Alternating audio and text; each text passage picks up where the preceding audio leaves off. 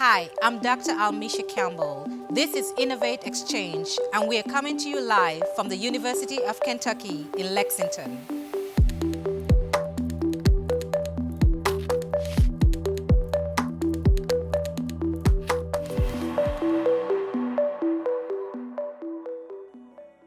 Welcome to this edition of Innovate Exchange. I'm Almisha Campbell, and we're here at the University of Kentucky in Lexington, Kentucky. Today with me is Jalessa Wells. Jalessa, welcome. Thank you. So tell us a little bit about your role here at the University of Kentucky. I am an arts administration professor. I'm assistant professor here in arts administration, and I'm also on fellowship this year. So I'm finishing up my fellowship in May, where I'm working with three Black-owned arts organizations, Black women-owned arts organizations in Oakland, but it's a virtual fellowship. So I'm kind of between Kentucky and Oakland, pretty much. Okay. Can you tell us a little bit more about the fellowship, why you applied for the fellowship, and how it's helping you in your career? Sure. I mean, the fellowship is funded through the Wallace Foundation, and it's being facilitated through the Social Science Research Council. It's a new initiative where they're wanting to put arts researchers or arts administration researchers into organizations of color. So different Black women-owned organizations, Black-owned organizations, Indigenous-owned, Latina-owned, like all kinds of organizations across the country. So there's about maybe 20 or so of us who have done this. There's two different cohorts. I'm in the second cohort. But a lot of my work is understanding how these three organizations that I'm working with are bringing themselves together to serve Oakland and its creative community. I think that's an awesome opportunity for someone like you, and especially happening, among Black women-owned, agencies, and I think that's awesome.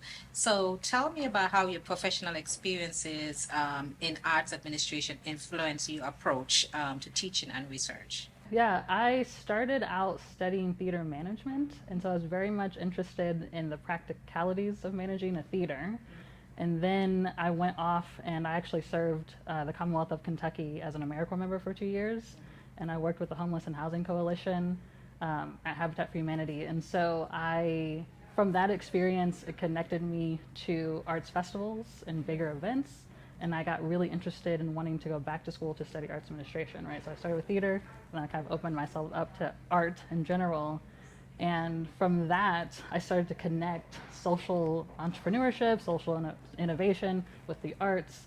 And since then, I've been doing my research. After I finished my master's degree, I went off to Scotland and studied entrepreneurship and worked kind of underneath some pretty, well-known and good scholars, particularly in social enterprise, to bring it into the creative industries. So I feel like that's probably a good way to describe how I've gotten to where I am now. Yeah, that sounds like an interesting pathway from what you've been doing to where you're here now. And as you talk about the social innovation piece, how are you supported here at the University of Kentucky on that social innovation side? I'm surprised with how well supported I am here. I think I came to the university because I really wanted to work in the arts administration program. We have a really good, like nationally well-known program, and I almost did my master's degree here, and then I went somewhere else. But anyway, I connected with a woman named Dr. Serenity Wright and was telling her some of my ideas. I run a business called Bossy Rainbow, and when we started, it was just creating jewelry and like artware. And then I was telling her this idea that I had to try to do something that involved taking recycled plastic and turning it into jewelry, turning it into beautiful things. And she was like, we can do that here. I was like, can't we do that here? So she started to introduce me to different things. I got connected to the Von Allman Center for Entrepreneurship, their program, and then that led me to the Launch Blue program. So it's been really well supported, and all of the people here are really dynamic, and they're really good at making the connections, which I've found is critical to trying to do anything. When you're trying to be innovative in any way, you really need like a team and a network of people. Awesome. Yeah. In that journey, have you found any type of mentorship on your entrepreneurial journey outside of Launch Blue? I don't think I've pursued mentorship as much as I would like to. I have tried to engage with the USPTO's office. I know they've got a lot of women's entrepreneurship programs, and I just got looped into like a legal mentorship that they're doing. But I feel like that's something that I would like to pursue more, because now that I'm out of the sort of classroom learning, you know what I mean? It would be nice to have some of that like guidance in a way. Yeah. Are there any barriers for you doing that, or you just have to take the time to do it? I think it's time. I think where I live isn't isolated, but it's kind of far from things. Like I don't live in Lexington, which is where we Okay. are now, and trying to find people there is a little bit more challenging versus like having to come here an hour away every day and like make those connections. But I do find that technology helps make that easier because you know you Yeah. can do a Zoom. Yeah. so, so I haven't found too many challenges, except probably my own time spending time finding the right mentors. And as a faculty in the arts, have you have had any conversations or engagement with anyone from the STEM discipline that there might be an intersection between your research and what they're doing? Yeah, I was really nervous about this, but I reached out to an engineer here at UK, and we've become pretty good colleagues, and now we're really working collaboratively on this idea. And so that's also been really great, and finding that there's a wonderful like interconnection, interlinks between things. I don't know, it's always surprises me. Like I did my doctorate in a business school, and I feel like similarly here, you find people in the arts who are like in other programs, and they just really connect with what you're doing. So yeah, It's yeah, always amazing to see that intersection between the arts, yeah, business, and also the STEM fields. They're not necessarily, isolated. So as much as tech transfer and innovation and entrepreneurship tend to focus more on business and on the STEM fields, that there's things to do in the arts as well. And I think you found a great way to find that intersection and work within that to find the resources that you need that are available. So as we talk about that and the event that you have in here today at University of Kentucky, UK Win, what do you think about that program and how it's celebrating women in innovation and entrepreneurship? I'm excited about it. You know, like I said, my colleague in engineering, I told her about it. She was like, signed up. Like, Yeah. we're both going to go to it. So I think people are interested in these things. And when you have a network, especially when it's like women's network, it's just something about the connection that women have with each other doing these innovative things that's a little bit different than sort of like the stuffier, big, like huge conference on innovation. It feels more social, maybe is a way to say it. I know at the end of last year, or the beginning of last semester, rather, I put on a symposium for women's perspectives in arts administration, and I feel like this will have a similar effect to that. It's just this connection of talking about our own experiences and the things that we're going through, and also how women are like challenging things. You know what I mean? Like being like, someone tells you no, it's okay to keep saying, well, no, I'm going to go for that idea. And one of my friends a long time ago was like, find your nose. And I always think about that. Like when someone says you can't be done, well, sure it can. Maybe they're just not the right person to do it with. So it's like I find those stories come out of women's spaces a little bit more than maybe just like general spaces.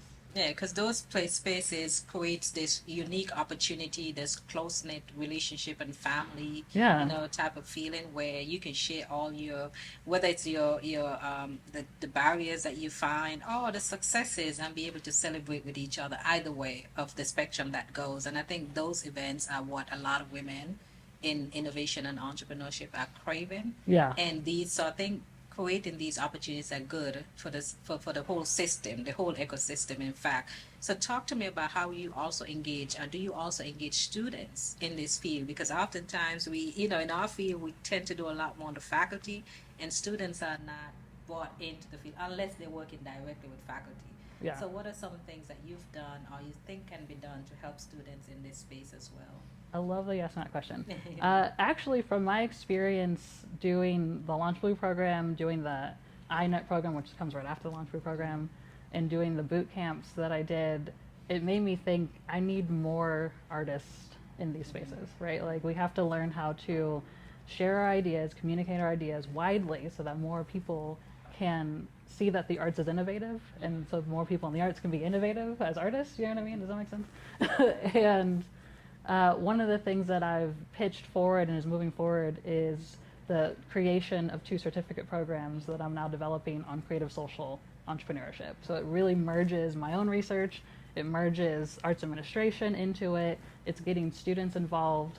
And one of the parts of that we're doing, and the provost actually has invested in us, is to be able to offer this program to students at HBCUs. So we've got like, it's expanded in a way that I don't think I really imagined just by talking to Dr. Wright and saying, I have this idea. And then now it's become this bigger thing. So yeah, I really want to engage students in that way. And hopefully from there, then students can also get engaged in research too, and realize that research is part of that innovation space. So, how can we at Innovate Exchange help you to spread that message to the HBC community since we have that connection in making sure that they understand the opportunity that they have with your program and also what the value would be for their students and faculty? Yeah, I think it would be great to just get more connected into the HBCU network. I think that's something I didn't go to HBCU, but I We would forgive like. you. No. It's okay. Look, people in my family did, so it's tangential there, Yes. right? But I would love to get more involved in the network and some of the partners that we've started to talk with. There's so many things happening that I just didn't know about. So I'm Yeah. trying to keep up with all the different events and all the things that are occurring.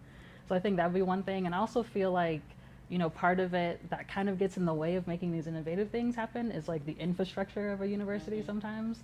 So finding ways to make it accessible for students without sort of getting stopped by like the structures of like, I don't know, whatever. So Yeah. uh, You have to yeah, find a champion on those yeah, campuses that will drive that conversation forward. yeah, Because oftentimes, like you said, the structure is there, but it's not necessarily the one that you need to go through. But we'd be happy to help in that. Is okay. there anything else you would like to add about your work that you're doing, the impact on social innovation, and how you're working interdisciplinary in your research?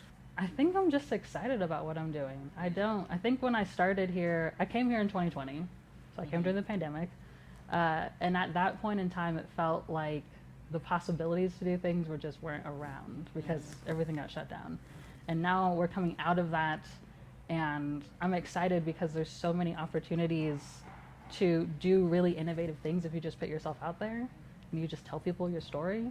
And so I want to keep doing that, and I want to help other people do that too wherever I can. So Absolutely. And you see the pin that I'm wearing today, be the change that you want to see. yeah, So it starts with us, right? It yeah, starts with the things that we want to do to impact change. And I think what you're doing here at the University of Kentucky should be celebrated, and we're happy to celebrate with you today. So thank you again for being with us, Jalessa. yeah, of course. Pleasure Thank you meeting for having you. me. Yeah. Again, this is another edition of Innovate Exchange.